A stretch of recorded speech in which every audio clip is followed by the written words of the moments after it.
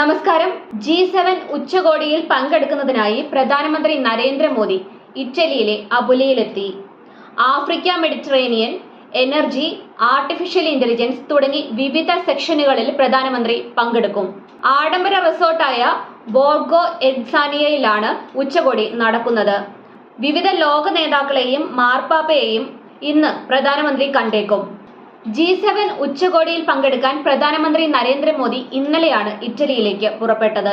തുടർച്ചയായി 3-ാം തവണയും അധികാരത്തിൽ വന്ന ശേഷമുള്ള മോദിയുടെ ആദ്യ വിദേശ സന്ദർശനമാണ് ഇത്. G7 ഉച്ചകോടിയിൽ മോദി പങ്കെടുക്കുന്നത് ഇത് 5-ാം തവണയാണ്.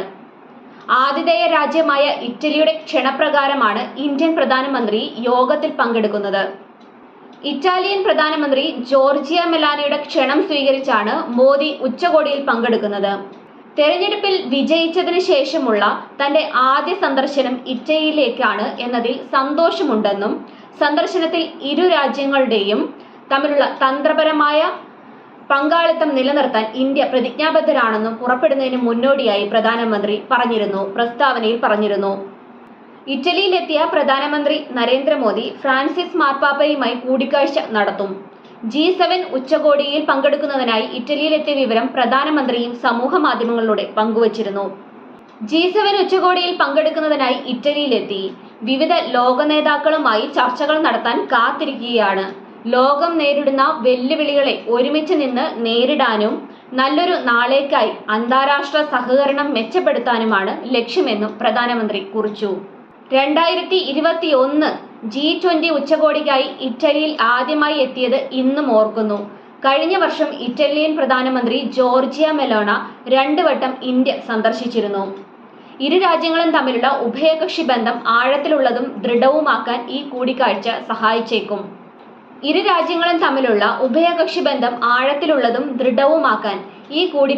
സഹായിച്ചേക്കും.